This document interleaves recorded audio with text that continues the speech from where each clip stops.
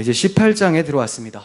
18장에 들어왔는데 18장에는 두 개의 에피소드가 나오죠. 두 개의 에피소드.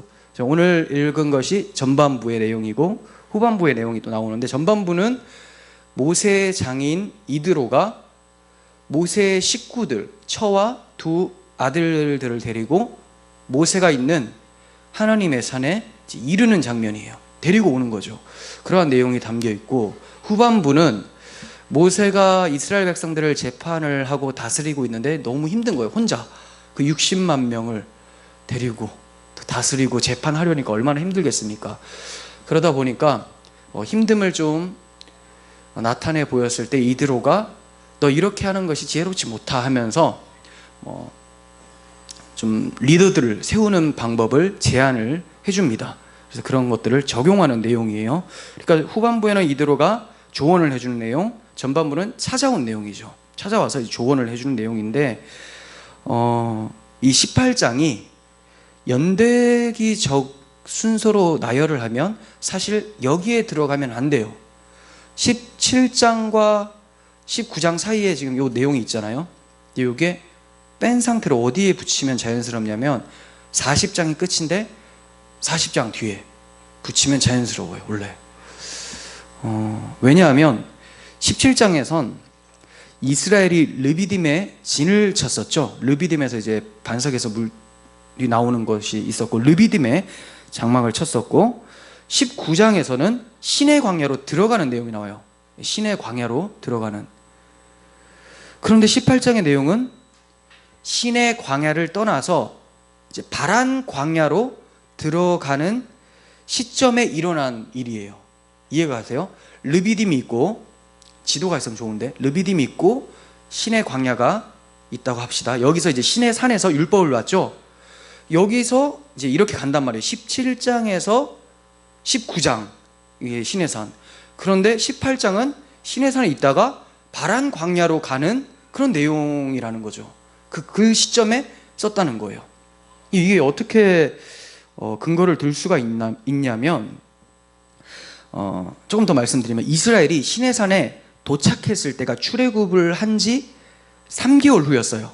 그러니까 19장은 3개월쯤 되던 날이죠. 이해가 가시죠? 19장은 시내산이니까. 그런데 18장의 내용은 이 3개월 이후로부터 11개월 후에 있었던 내용이에요. 그러니까 출애굽한 지 얼마일까요? 1년 1개월 후. 1년 1개월 후에요. 자, 이게 어디 나오냐면 민수기 10장 11절에 한번 보세요. 여기 올려드렸으니까. 둘째 해 둘째 달 20날에 하면서, 둘째 해라는 것은 출애굽한 지 이제 두 번째 연도가 됐다. 1년이 지났죠. 둘째 달 20날. 언제 출애굽했습니까? 1월 14일이 6월절이었죠. 그리고 바로 출애굽을 하니까 1년 1개월하고 한 5일 정도 지난 거예요. 그죠? 이때 이스라엘 자손이 시내 광야에서 출발하여 바란 광야에 구름이 머무느니라. 구름, 웬 구름입니까? 구름 기둥이죠. 예, 하나님의 영광이 머물고 있었다. 그리고 이어서 이드로가 이제 찾아오게 되는데, 이 이드로가 여기서 민수기에서는 호밥이라는 이름으로 나옵니다. 호밥. 이드로 이름이 몇 개가 있어요. 자, 이드로가 찾아와요. 이어서 그게 29절부터 있습니다. 민수기 10장 29절부터 모세의 장인 미디안 사람 르우엘의 아들 호밥에게 이르되, 여호와께서 주마하신 곳으로 우리가 행진하나니 우리와 동행하자. 그리하면 선대하리라. 제안을 하죠. 자, 장인어른 같이 갑시다라고 했는데, 여호와께서 이스라엘에게 복을 내리리라 하셨느니라. 호밥이 그에게 이르되 나는 가지 아니하고 내 고향 내 친족에게 가겠다라고 하는 내용이 나와요.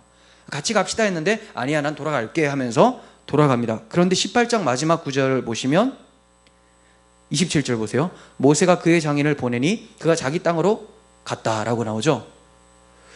그러니까 지금 시내산에서 1년간 머물면서 율법 받고 성막 짓고 이렇게 머물다가 제사도 지내고, 그러다가 출발하기 전에 이드로가 찾아왔고, 이제 이드로의 조언도 들었고, 그리고 이제 우리가 같이 갑시다 라고 했던 이드로가 아니다, 너희들끼리 가라, 나는 내 종족에 돌아가야 되겠다.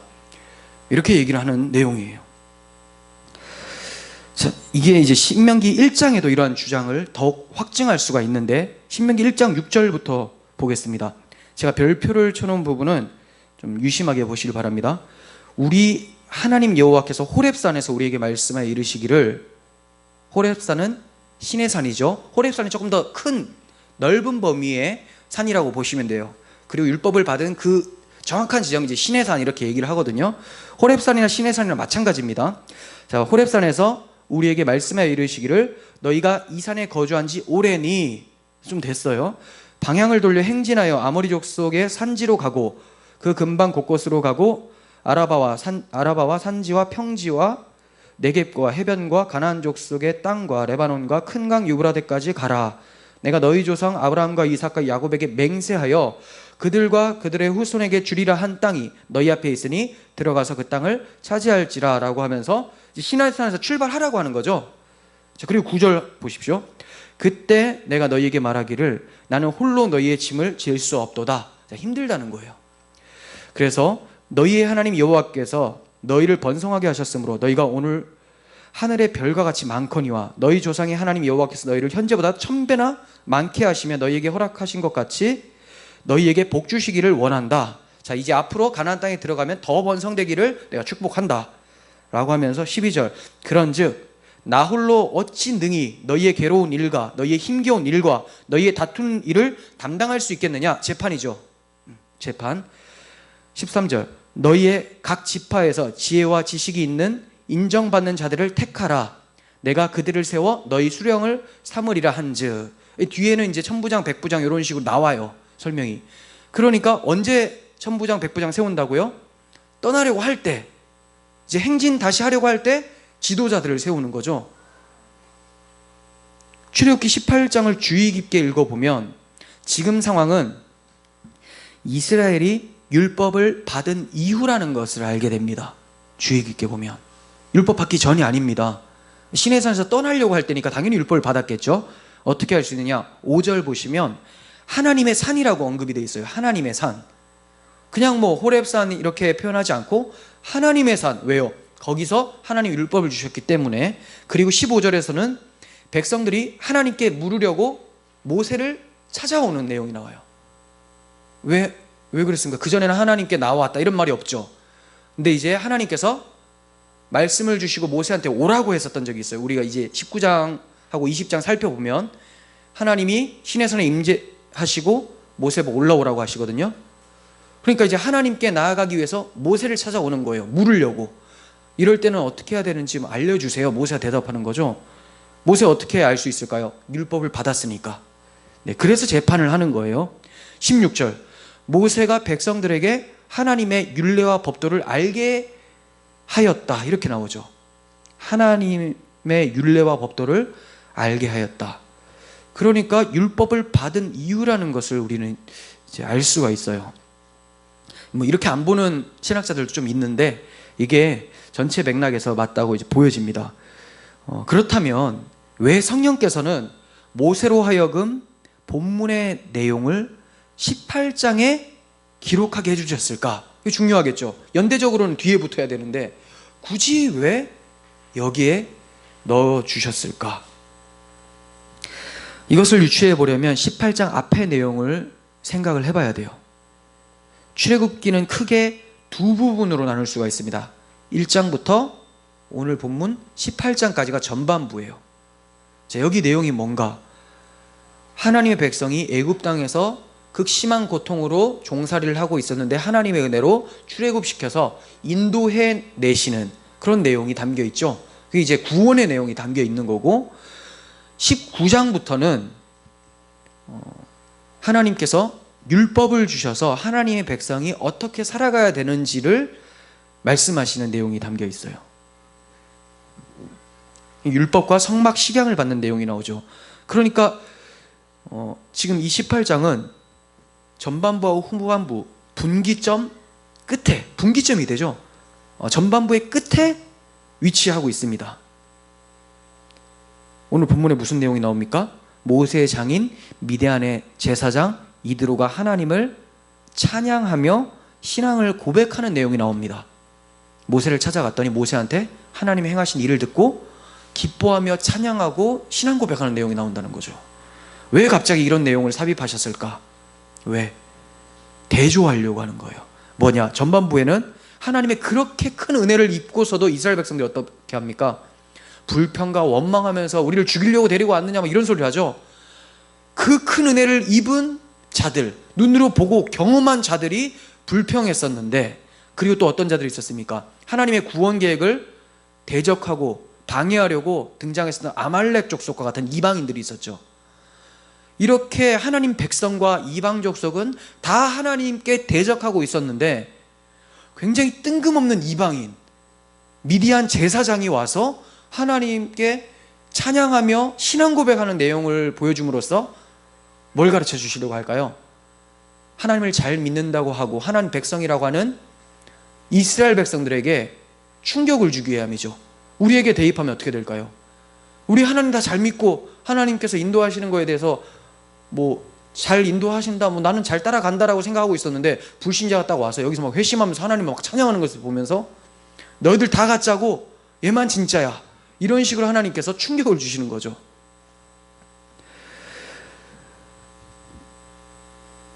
하나님께서 자기 백성을 어떻게 교육을 하시는지, 그리고 어떠한 교훈을 주시는지를 오늘 본문을 통해서 우리는 찾을 수가 있습니다.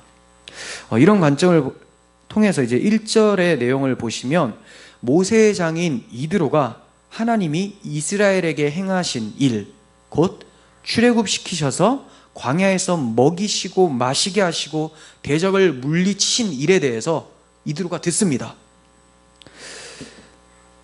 이드로가 이 하나님의 사역에 대해서, 하나님의 일하심에 대해서 들을 수 있었던 거는 아마도 애굽에 무역하는 사람들이나 아니 아말렉 백성들이 완전히 초토화됐었죠. 그리고 애굽도 박살이 났었죠. 그럼 그런 것들을 딱 보고 가면서, 아니면 아말렉 사람들이 미디안에서 멀지 않기 때문에 그런 소문을 들었던 것 같아요. 그래서 이드로는 하나님에 대해서 굉장히 궁금해지기 시작했던 거죠. 생각해 보십시오. 이드로는 미디안에서 힘없이 양치던 모세를 마지막으로 기억했을 거예요. 그의 기억 속에서는 내 사위는 애굽의 바로 왕에게 쫓겨가지고 피해가지고 힘없이 양치고 있었는데, 그렇게 본 게 마지막인데, 근데 어떤 소식을 들었습니까? 이스라엘 민족을 구원해냈다, 이런 소식을 듣는 거죠. 모세가 미디안에서 떠날 때 장인어른한테 이런 얘기를 합니다. 하나님께서 나를 부르셨다고 사실 말을 안 하고 자기 형제들, 즉 이스라엘 백성들이 잘 있는지 살아는 있는지 한번 확인하고 오겠다라고 해요. 그 힘없는 80세 노인 모세가 80세예요. 그때 애굽으로 돌아간다고 했을 때 이드로의 마음이 어땠을까요? 막 걱정이 엄청 됐겠죠. 그리고 또 가족들도 같이 데리고 간대요. 얼마나 걱정했겠습니까? 그러면서 아마 속으로 사람만 돌아와라 이렇게 기도했지 않겠습니까? 자기 신한테라도. 그런데 약 1년 후에 들리는 소문이, 그 힘없었던 모세가 민족의 지도자가 돼서 이스라엘 백성을 구원해냈다, 이런 소식이 들리는 거예요. 여기서 그친 것이 아니라 더 놀라운 것은 그가 힘이 있어서가 아니라 그를 사용하셔서 그를 통해 이스라엘 백성을 구원하신 하나님에 대한 일을 듣는 거죠. 그러니까 이드로가 당연히 궁금할 수밖에 없겠죠.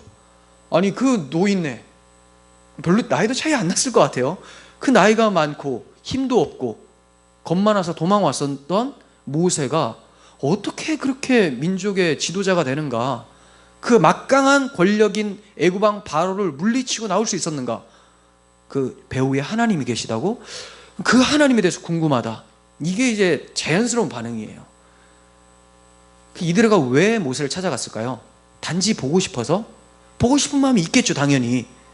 그런데 그렇게 사위가 눈물겹도록 보고 싶지는 않을 거예요. 왜? 자기 딸하고 손주들은 자기한테 다 있거든요. 다 있어요. 근데 왜 그렇게 찾아갔을까요? 하나님에 대해서 너무 궁금했기 때문에 찾아가는 거예요. 이것을 증거하는 것은 모세가 이드로하고 대화를 하는데 이 두 사람과의 대화 중에 사담이 없어요. 뭐 그동안 잘 지냈냐, 야, 너 정말 대단하다, 뭐 힘든 일 없었냐, 이런 내용이 하나도 없고 뭐가 있어요? 하나님에 대한 일만 나오는 거예요.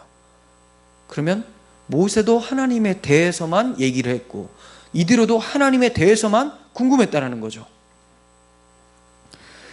오늘날 많은 교회가 불신자들이 교회를 찾아오면 그들을 재밌게 해주려고 애쓰는 것을 보게 됩니다.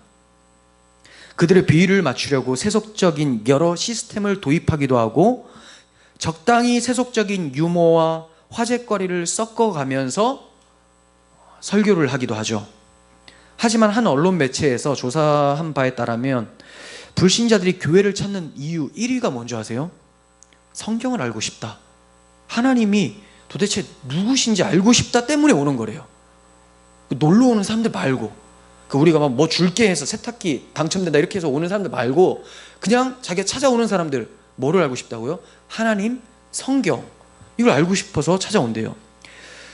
제가 이번 주 월요일에 며칠 전이죠, 신대원 동기들 모임에 갔었어요. 한 친구가 교회에서 있었던 일을 말해줬는데 큰 충격이 있었습니다. 몇 개월가량 교회를 나왔었던 불신자 청년이 있었는데 이 청년이 교회 교역자들과 청년부 애들을 다 단체 카톡방에 다 모은 거예요.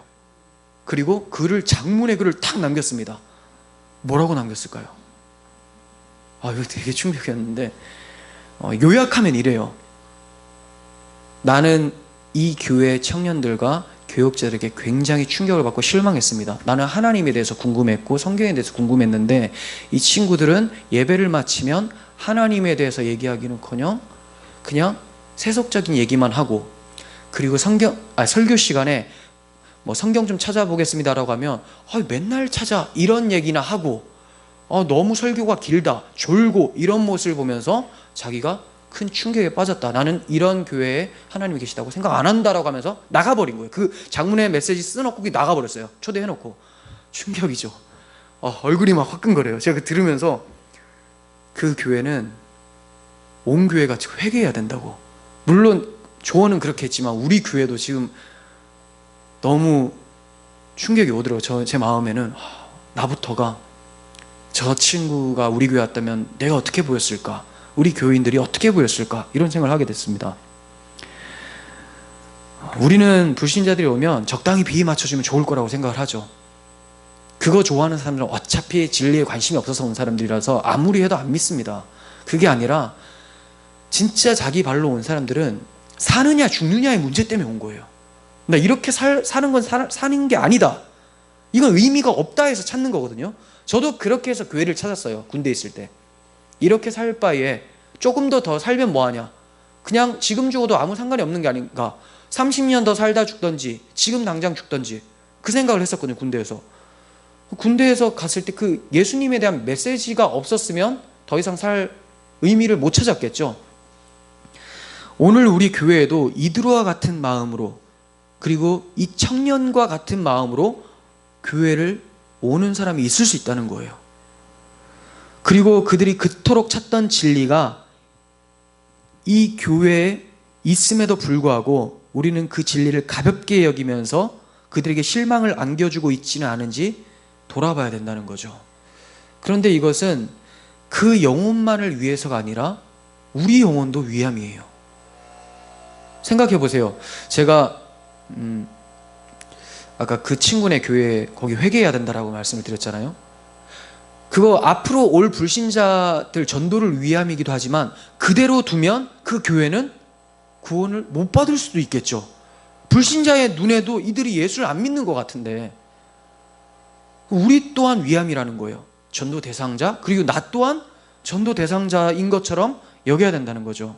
아모스 5장 6절 한번 보세요. 너희는 여호와를 찾으라, 그리하면 살리라. 그렇지 않으면 그가 불같이 요셉의 집에 임하여 멸하시리니 베델에서 그 불을 끌 자가 없으리라. 여호와를 찾지 않으면 끝장난다, 이렇게 말씀합니다. 골로새서 3장 1절. 그러므로 너희가 그리스도와 함께 다시 살리심을 받았으면, 네가 진짜 예수를 믿었다면 위의 것을 찾으라. 거기는 그리스도께서 하나님 우편에 앉아 계시느니라. 위의 것, 하나님께서 원하시는 사고, 하나님 말씀대로 사고하며 살라는 거죠. 거기에 그리스도가 계시지, 세속적으로 희희낙낙거리는 그 말 속에는 네가 찾는 그리스도 없다라고 얘기하고 있어요. 성경이 말하는 그리스도가. 우리 이 말씀을 쉽게 넘기면 안 됩니다. 나에겐 과연 이들과 같이 그 먼 길을 하나님에 대해서 알고자 하는 마음으로 교회를 찾아오는 그런 마음이 있는지, 그리고 우리 교회는 그렇게 찾아오는 자들에게 무엇을 알려주고 있는지 돌아봐야 된다는 거죠. 이드로가 모세의 식구들을 데리고 왔다라는 것이 조금 이상하게 보일 수도 있어요. 왜냐하면 성경을 깊이 읽어본 사람들은 분명히 모세가 4장에서 자기 식구들을 데리고 간 것이 나오는데, 데리고 애굽으로 향하거든요. 근데 지금 다시 데리고 오는 내용이 나오죠. 이게 왜 그런가? 2절을 보시면 모세가 돌려보냈던 그의 아내 십보라와 그의 두 아들이라고 합니다. 모세가 돌려보냈어요. 왜 돌려보냈을까요? 모르죠. 얘기를 안 하니까 모르는데, 아마도 애굽에서 자기 민족을 구원해내야 되는데 얼마나 위험하다고 느끼겠습니까? 그래서 위험해서 보냈거나, 아니면 하나님의 사명을 감당하는 데 있어서 가족들이 오히려 이제 걸림돌이 될 수도 있을까봐 보낸 것으로 보여져요. 둘 중에 하나일 것 같아요. 그래서 바울 같은 사람은 그 사명 때문에 결혼도 안 하잖아요. 그러한 모습이 아닌가 생각이 됩니다. 그런데 여기서 특이한 것은 두 아들의 이름이 정확하게 거론이 된다는 거예요.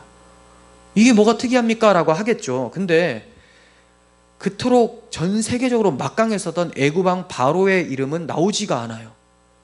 바로의 이름, 바로는 그냥 왕의 직위죠. 왕의 왕호인데 왕 자체 이름은 안 나온다는 거예요. 어떤 바로냐? 투트모스 1세인가? 이런 게 안 나와요. 그런데 모세의 두 아들, 사실 한 게 아무것도 없어요. 내용이 없습니다. 이 두 아들의 이름은 정확하게 나오고 있습니다. 왜 그런가? 하나님께서 이 두 아들의 이름을 통해서 모세의 신앙 고백이 어떠했는지, 그리고 하나님께서 행하실 구원이 어떠한지를 이름을 통해 교훈하고 계시는 거예요. 이해가 되세요? 모세의 신앙 고백과 하나님께서 행하신 일을 증거하기 위해서. 자, 생각해 보시면 이제 게르솜이라는 이름, 장자의 이름인데, 게르솜은 나그네, 손님이라는 뜻이에요. 나그네, 손님. 그 모세는 이제 이렇게 표현을 하고 있죠. 모세가 썼으니까 출애굽께서 어떻게 표현합니까? 내가 이방에서 나그네가 되었다. 3절에서 이렇게 얘기를 하죠. 내가 이방에서 나그네가 되었다. 이것은 모세가 미디안 땅에서 나그네와 같이 살았을 때 게르솜이라는 이름을 장자한테 지어줍니다. 그런데 이를 통해서 모세만 나그네였다라고 얘기하는 것이 아니라 이스라엘 백성도 약속의 땅 가나안에서 떠나서 애굽으로 내려가 종살이를 하며 나그네로 박해받으며 살고 있었다. 이것을 얘기를 해요. 나그네로 살고 있었다. 그러니까 모세만 나그네가 아니에요. 모세의 삶은 이스라엘 백성들의 예표로서 먼저 나오죠. 그래서 그가 미디안 광야에서 40년을 있는 거예요. 40에 갔다가 80에 나오는 것처럼, 이스라엘 백성들이 40년 동안 광야에 도는 것처럼, 모세의 미디안 광야는 이스라엘 백성들의 신의 광야의 삶이라는 거죠. 유대 광야가 아니구나. 신의 광야의 삶이라는 거예요. 그게 똑같습니다. 그리고 또 엘리에셀은 둘째 아들 이름인데 하나님의 도우심이란 뜻이에요. 하나님이 도우셨다, 이런 뜻인데, 모세는 이렇게 얘기를 합니다. 내 아버지의 하나님이 나를 도우사 바로의 칼에서 구원하셨다. 4절에서 이렇게 얘기하죠. 내 아버지의 하나님이 나를 도우사 바로의 칼에서 구원하셨다. 그러니까 가나안 땅에서 떠나 애굽의 나그네로 살고 있었던 이스라엘을 바로의 손에서 건지셔서 다시 가나안 땅에 집어넣으시는 그 구원을 다시 한번 모세의 아들 이름을 통해서 상기시켜 주는 거죠. 이 이름을 거론함으로써 이제 모세가 의도적으로 이름을 또 써요. 모세가 쓴 거 아닙니까? 왜 쓰냐? 우리의 구원이 어떠했는지 다시 한번 생각해봐라. 유대인들 읽으면서. 그리고 자기의 신앙 고백이 여기 고스란히 담겨 있죠. 미디안에서 내가 여기서 나그네가 됐다. 하지만 하나님이 나를 도우셨다. 근데 이게 바로 이스라엘 민족을 예표한 것이었다. 이렇게 얘기를 해주는 거고 있는 거죠. 그런데 더 묵상해 볼 점이 있습니다. 게르솜이라는 이름은 미디안에서 출애굽 전에, 애굽으로 향하기 전에 미디안에서 나그네가 된 상태에서 지어준 이름이 맞아요. 그런데 엘리에셀이라는 이름은 언제 지어졌는지 안 나옵니다. 오늘 여기서 처음 나오거든요. 하지만 엘리에셀이라는 이름도 미디안에서 지어졌을 가능성이 굉장히 크죠. 왜냐하면 지금 1년 동안 그러면 애가 이름 없이 산 것인가? 1년이 아니죠. 거기서 40년이 있었으니까 한참 동안 이름 없이 살았던 건가? 그건 아니잖아요. 그러니까 미디안 광야에서 이들하고 같이 살면서 이름을 지어준 거는 거의 확실해 보입니다. 그렇다면 이게 왜 묵상할 점인가? 엘리에셀이라는 이름이 뭐라고 했죠? 하나님이 도우셨다라는 뜻이죠. 하나님의 도우심. 그러니까 모세는 출애굽 전에 하나님이 자신과 자기 백성을 반드시 도우실 거라는 확신 가운데에 이 이름을 넣은 거죠. 지어준 거죠. 하나님의 사명을 받기 전부터 하나님께서 나를 부르시고 하나님께 받기 전이라고는 좀 어렵네요. 그건 확실치가 않죠. 어쨌든 출애굽이 일어나기 전부터 하나님께서 자신을 도우실 거라는 확신 가운데 이 이름을 지어줬다는 거예요. 물론 무작정 하나님께서 도우신다라는 생각을 하는 것은 자기 확신이기 때문에 그건 잘못된 겁니다. 근데 모세가 왜 이런 확신이 올바릅니까? 모세가 뭐라고 했죠? 여기서 나의 아버지의 하나님이 나를 도우사라고 하죠. 나의 아버지 하나님. 이거 언약을 얘기를 하는 거예요.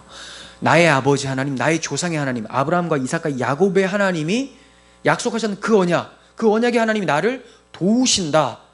즉 모세는 밑도 끝도 없이 하나님이 나를 도우실 거야 이렇게 한 게 아니라 약속의 근거에서 반드시 우리 민족 그리고 나를 하나님의 약속의 땅으로 인도하실 거야 이렇게 믿고 있었다는 거죠. 우리도 동일한 언약이 있습니다. 모세가 받은 그 언약이 있어요. 그리스도께서 반드시 오셔서 우리를 이 사망의 땅에서 건져서 생명의 아들의 나라로 인도하실 것을 약속해 주셨죠. 동일한 언약이에요. 모세가 받은 언약이나 우리가 받은 언약이나 마찬가지입니다. 그런데 지금 우리는 미디안 광야의 모세와 같은 모습이 있는가 하는 거죠. 지금 이 어렵고 힘든 상황 가운데서 하나님이 반드시 오셔서 우리를 도우실 거라는 확신 가운데 살고 있는가?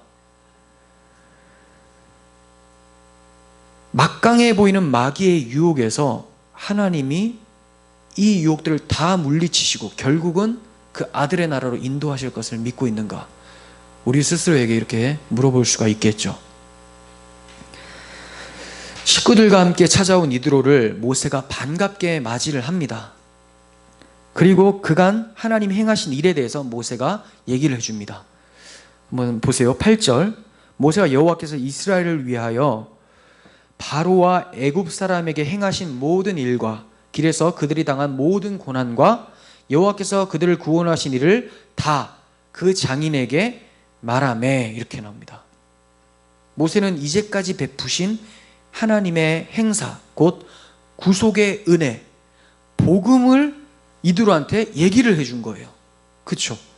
복음이 무엇인지 애굽의 노예였던 우리를 이렇게 인도해내시고 이렇게 이끌어 오셨다. 이 복음을 얘기를 해줬습니다.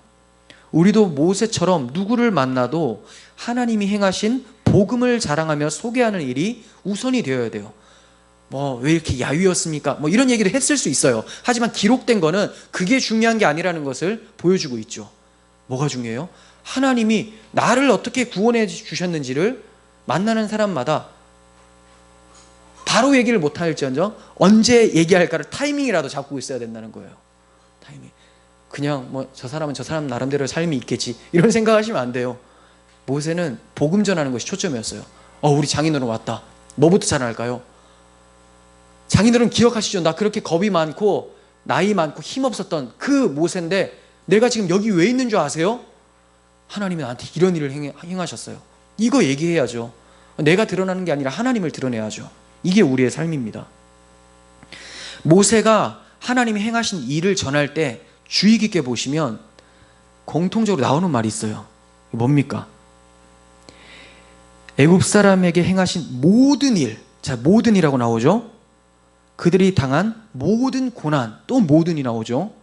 여호와께서 그들을 구원하신 일을 다. 자, 이게 무슨 단어냐? 히브리어 콜이라는 단어인데 모든 것, 전체, 전부 이거예요. 복음을 얘기를 할 때는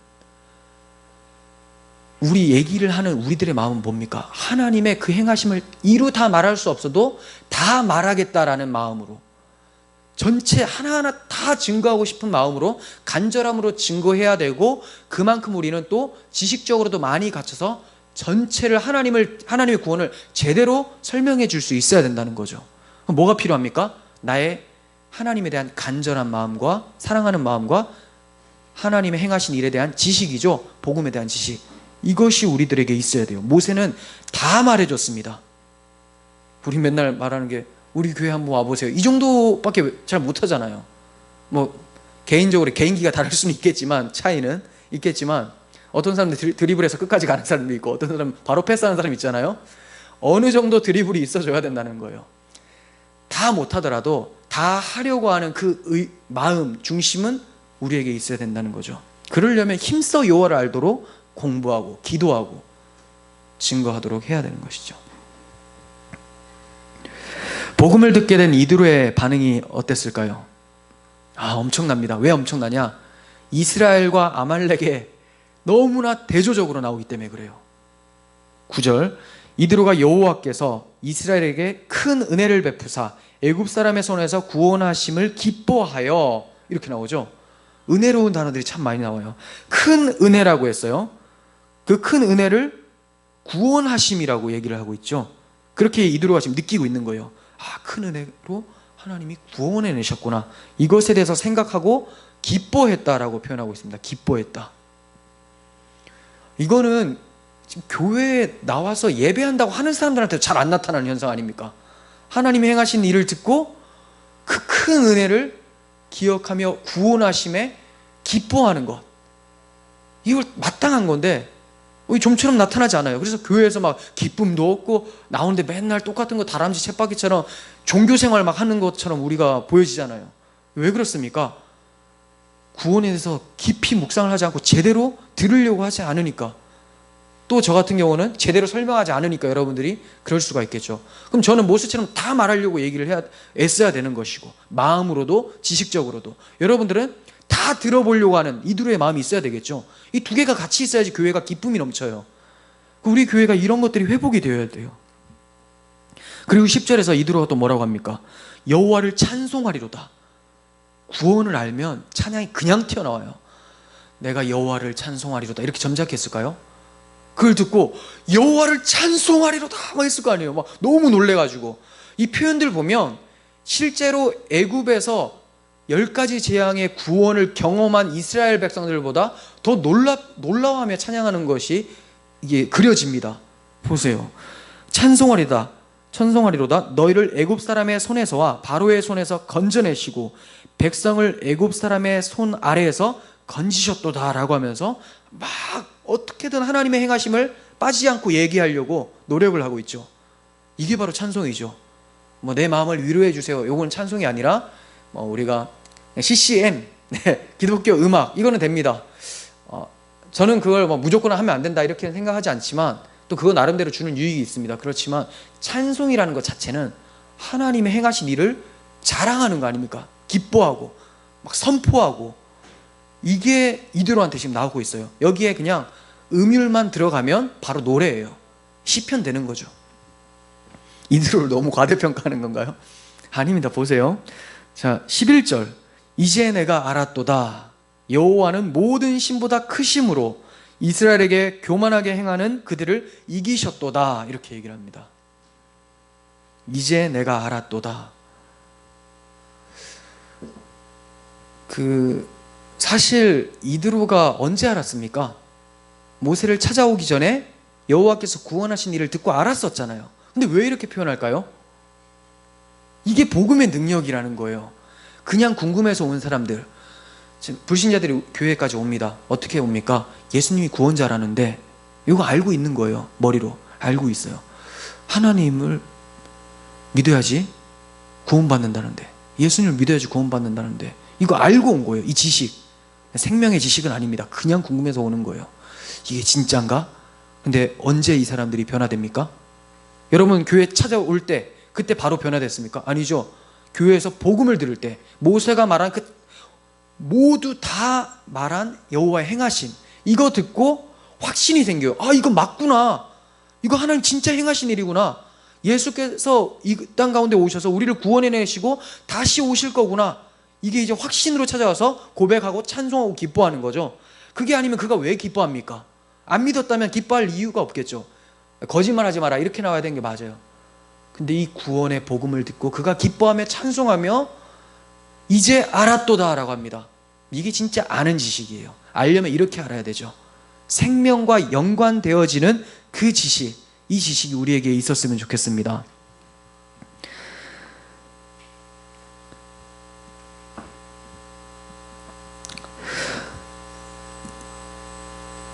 자, 모세가 복음을 온전히 선포했더니 복음의 능력이 이렇게 나타났어요. 그런데 복음만 온전히 선포한다고 해서 무조건 이러한 역사가 일어나진 않습니다. 이드로의 모습이 나타나지 않아요. 그러면 뭐가 있어야 되는가? 복음을 선포하게 하는 그 모세의 입을 주관하시고 마음을 주관하신 하나님이 있죠. 그런데 이드로에게 가난한 심령으로 하나님을 찾도록 하는 하나님의 역사도 있었다는 거예요. 이게 함께 와요. 이드로가 자기가 뭐 열심히 있어서 온 게 아니라, 그럼 열심히 있는 그 이스라엘 백성들이나 아말렉과 같은 사람들 그 큰 일을 보고 자기들이 충분히 머릿수로 이길 수 있을 거라고 생각했는데 완전 깨졌잖아요. 왜 하나님을 찬양 안 합니까? 우리는 이제 하나님을 섬기겠노라 이런 얘기 안 하잖아요. 그리고 그 은혜를 입고서도 하나님께 불평하는 이스라엘 백성들. 그럼 이드로는 뭐가 달라서? 이드로를 본받자 이렇게 갑니까? 아니요. 이드로에게 행하신 하나님의 은혜를 바라보자, 그 은혜를 사모하자 이렇게 가야죠. 복음은 가난한 심령 가운데 뿌리를 내립니다. 척박한 땅 와가지고 한번, 그래 넌 말해봐라, 내가 한번 평가해보겠다, 예수 계시지도 않는데 어떻게 한번 기독교 비판해볼까, 이런 사람들 마음에는 역사하지 않아요. 몰라요. 하나님께서 그 마음까지 뚫고 가실 수도 있겠지만 우리가 교회사적으로 또 사례를 보면 대부분 간절히 찾는 자들이 나를 찾을 것이다 라고 말씀하신 것처럼 그런 일들이 많이 일어났었던 거예요. 수많은 기적과 하나님의 선하심을 보았음에도 불구하고 불평과 원망을 했었던 이스라엘이 있었죠. 하나님의 구원 계획을 대적했었던 아말렉이 있었습니다. 하지만 이들의 모습과 대조적으로 이드로에게는 하나님을 향한 간절함이 있었습니다. 매주 여호와의 행하심에 대해서 말씀을 듣는 우리는 누구의 모습과 닮아 있습니까? 이스라엘, 아말렉, 이드로, 누구의 모습과 가깝습니까? 하나님께서 이방인들의 구원을 통해 이스라엘을 부끄럽게 하시는 것처럼 불신자들을 회심시킴으로써 지금 여기에 있는 우리들을 부끄럽게 하실 수 있다는 거예요. 이거는 우리가 그들을 보면서 와, 하나님 대단하다 이렇게만 하는 것이 아니라, 저 사람이 그렇게 기뻐하고 눈물을 흘리며 찬양하는데 그 하나님을 지금까지 잘 믿고 있다고 생각했었는데 나는 왜 이럴까? 라고 하면서 긴장감이 있어야 되죠. 다시 자신의 신앙을 돌아보는 계기가 돼야 된다는 거예요. 우리는 다시 복음 앞에 서야 됩니다. 이드로와 같은 가난한 심령 가운데 설 수 있어야 돼요. 그때 우리는 이드로처럼 우리의 구원을 심히 기뻐하며 모든 신보다 크신 하나님의 행사를 찬양할 수 있게 될 것입니다. 12절 보겠습니다. 모세의 장인 이드로가 번제물과 희생제물들을 하나님께 가져오매 아론과 이스라엘 모든 장로가 와서 모세의 장인과 함께 하나님 앞에서 떡을 먹으니라. 자, 두 가지가 나옵니다. 이드로가 제물을 가지고 왔어요. 제사를 드리려고. 그리고 이스라엘 장로들과 함께 떡을 먹는 성찬의 개념이 나오죠. 자신의 신앙 고백을 마친 이드로는 이제 뭐 합니까? 제사를 드려요. 하나님께. 어떤 이들은 이드로가 다신교적 제사를 드린 것이다 라고 해석하는 사람들도 있습니다. 즉 미디안의 제사장으로서 여러 신들 중에 좀 뛰어난 분, 그분이 여호와다라고 생각해서 이교적인 그런 제사를 드렸다라고 주장하는 신학자들도 좀 있습니다. 유일신 사상이 아니었다고 보는 거죠. 얼핏 보면 그럴 수 있을 것 같아요. 그런데 이걸 자세히 한번 보시면 만일 이드로가 제사를 드리는데 언제 드렸으면 이방적 제사가 되는지 생각해 보세요. 모세가 말하는 여호와의 행하심, 복음이죠. 이 복음을 듣기 전에 오자마자 제사 제물을 드리면 이거 뭡니까? 힘센 하나님한테 제사 드리려고 하는 이교적인 제사가 될 수도 있어요. 그런데 이거 언제 제사를 하죠?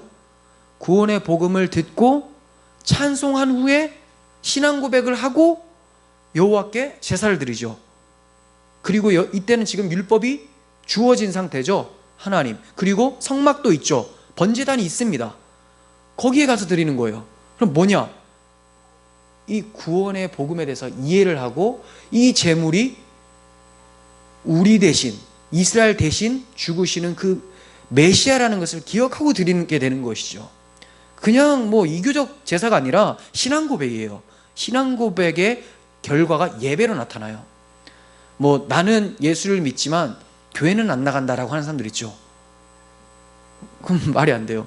내가 예수를 믿으면 주님 앞에 나아가서 예배하고자 하는 마음이 생깁니다. 말씀을 듣고 또 성도들의 관계 가운데 교제 나누는 것, 이것도 예배 하나죠. 그래서 그 교제가 뭐가 나옵니까? 성찬이 나오죠. 뒤에 이스라엘 장로들이 이제 같은 신앙 공동체로 묶어주는 거예요. 너 미디안 제사장이지만 이제 그 하나님을 섬기는 우리 이스라엘이 되었으니, 이스라엘에게 편입되었으니 당신 우리와 함께 식사합시다. 이렇게 나오게 되는 거죠. 그럼 주 안에서의 생명에 이제 동참하게 되는 개념으로 제사를 드린 것으로, 그리고 성찬을 한 것으로 볼 수가 있는 거예요. 저는 이러한 이드로의 모습을 보면서 조금 더 묵상하게 되는 것은, 신앙 고백을 하는 자들은 이 형식적인 제사를 드리는 것도 중요합니다. 이드로도 그렇게 드렸죠. 그렇지만 신앙 고백을 했으면 제사의 삶으로 또 살아가야 되는 것까지도 묵상이 되더라고요. 제사가 무엇입니까? 그리스도의 죽음에 동참해서 죄에 대해서는 죽고 하나님에 대해서는 다시 살아났다는 것을 고백하고 자기 부인하는 거죠. 즉 신앙 고백 뒤에는 자기 부인과 그리스도만 높이는 거룩한 산 제물로 자신을 하나님께 드리는 영적 예배가 있어야 된다는 거예요. 형식적으로도 맞지만 삶 또한 거룩한 제물로 영적 예배를 드릴 수 있어야 된다는 것이죠. 이렇게 하나님 앞에서 신앙 고백을 하고 예배한 이드로가 이제 이스라엘 장로들과 함께, 아론과 함께, 모세도 있겠죠. 그러니까 결국은 이스라엘의 그 지도자들과 다 함께 식사를 하게 되는 거예요. 어디에서? 하나님 앞에. 그래서 여기서 뭐가 강조됩니까? 함께라는 단어에 동그라미 치고 하나님 앞에라는 단어에 동그라미 치면 핵심이겠죠. 이들이 함께 하나님 앞에 서다, 이렇게 볼 수 있습니다. 그 제목을 이드로가 함께 하나님 앞에 서다 하면 좀 더 멋있었을라나, 하지만 딱 봤을 때 이드로의 신앙 고백과 같아서 이렇게 썼습니다. 함께 하나님 앞에서 주 안에서의 교회제를 의미합니다. 요한일서 1장 3절 보겠습니다. 우리가 보고 들은 바를 너희에게도 전함은, 자, 복음을 전한 이유는 이 얘기죠. 너희로 우리와 사귐이 있게 하려 함이니 우리의 사귐은 아버지와 그의 아들 예수 그리스도와 더불어 누림이라. 자, 사도 요한이 왜 전했습니까? 이방인들한테 복음을 전한 이유는 너희도 지금 그리스도인인 우리들과 사귐이 있게 하려고 한다. 즉 너도 그리스도인이 되게 하려 합니다. 왜? 우리의 사귐은 아버지 하나님과 그 아들 예수 그리스도와 더불어 사는 삶이기 때문에 너도 여기에 동참되기를 원한다.